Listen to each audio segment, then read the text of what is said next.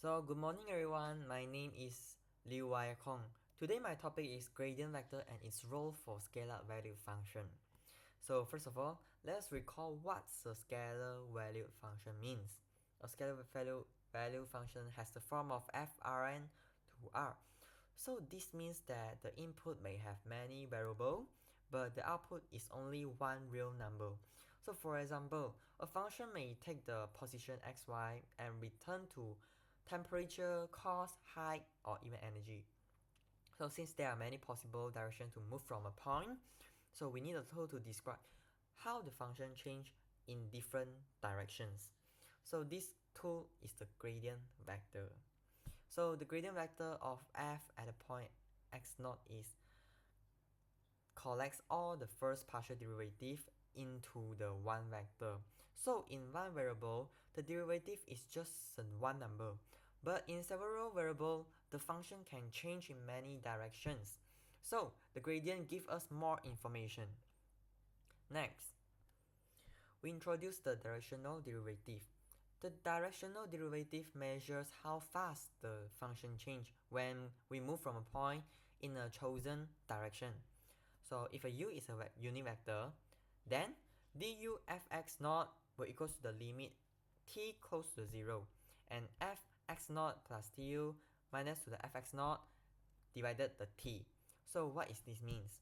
So here, the x0 is the starting point, u is the directional, and t is a small step size, and the point of x0 plus tu actually is the nearby point after moving in the direction of u. So the numerator is the change in value, function value, and dividing by the t gives the rate of change.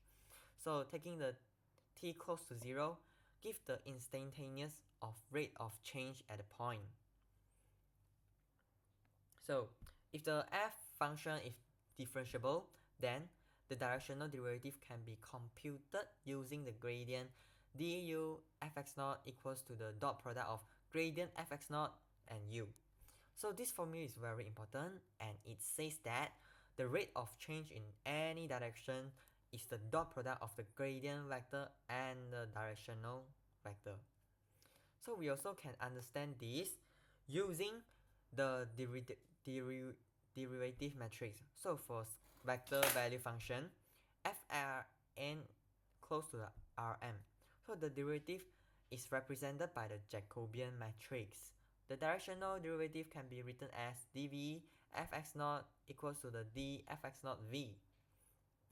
So for the scalar function where m is equals to 1, the derivative matrix become one row, and this row is closely related to the gradient vector. So that is why for scalar value function, the formula becomes dv x0 fx0 equals to the dot product of gradient fx0 v. So now let's look at why this formula is true. And so now, if f is differentiable at x0, then near x0, we can see and use the linear approximation. So the fx0 plus h will equal to the fx0 plus dot product of the gradient fx0 and h and the error estimation h. So the directional derivative, we can move only in the direction u. So we choose that h equals to the tu. So this means that we approach x not along one fixed direction. Then we substitute this into the approximation and give us that fx0 plus tu equals to the fx0 plus the dot product and also the estimation of error. So because of the dot product is a linear form, so we can take out the t outside the dot product. And then we subtract the fx0 and then divided the t and take limit as t close to 0. So the error term disappear. So we obtain du fx0 equals to the dot product of gradient fx0 and u. So now we discuss the idea of the steppers ascent. So steppers ascent actually it means that the direction where the function increase fastest. From the formula, du fx0 equals to the dot product, as we said a lot of time of this formula. So how to prove it? So now let's see. From the directional derivative formula, and also just now we said, and by Cauchy-Squarz inequality, we can know that the dot product actually is lesser equals than the length of the gradient fx0 times the length of the u. And we know that the u is a unit vector, so the length of the u is equals to 1. So therefore, we get the du fx0 lesser equal to the length of the gradient fx0. So to maximum the largest possible rate of increase is the length of the gradient fx0. So the maximum happens when u has the same direction as the gradient. So the direction of a stepper's ascent is the gradient of xx0 divided the length of the gradient fx0.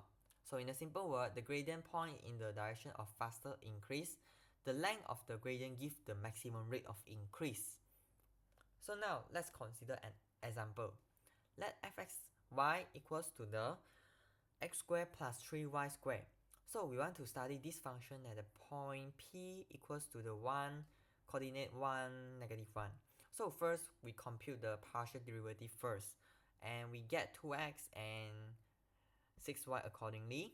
So the gradient will become equals to 2x 6y, and then we compute the point into this gradient function. So we get 2 and negative 6.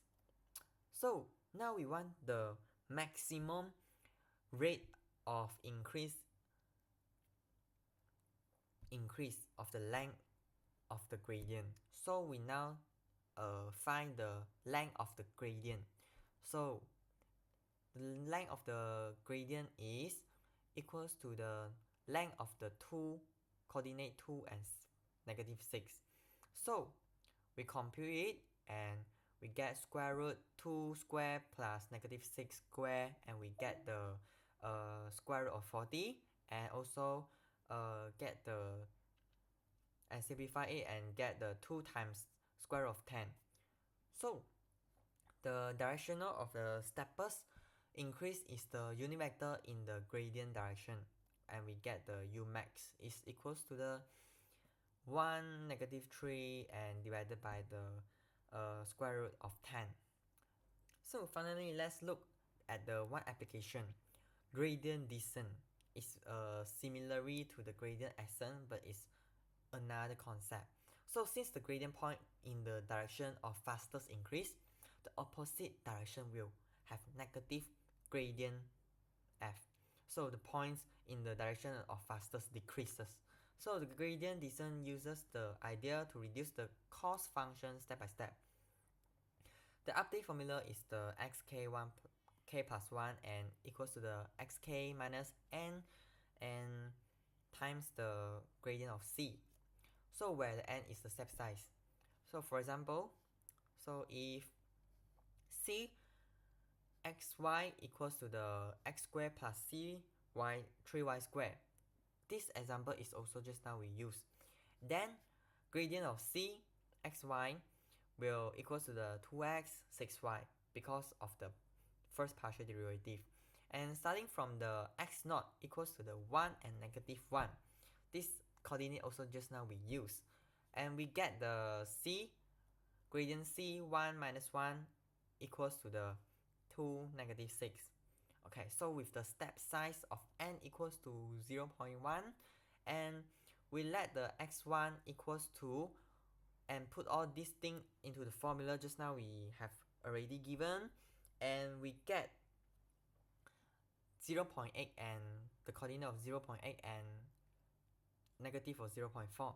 So the cost is decreases from the original 4 to the 1.14, as you can see. How we get the 4? Because c1 coordinate 1 and negative 1, and we get the 4, and it decreases to the 1.12. So the gradient descent step used successfully reduced the cost. So to summarize all this, the gradient vector collects the first partial derivative of a scalar valued function. The directional derivative tells us that the rate of change in the chosen direction. The formula duf equals to the dot product of gradient and u. Connects the directional derivative with the gradient. The gradient points in the direction of stepper's ascent and the negative gradient points in the direction of stepper descent. This is why the gradient is important in optimized methods such as gradient descent. So thank you everyone.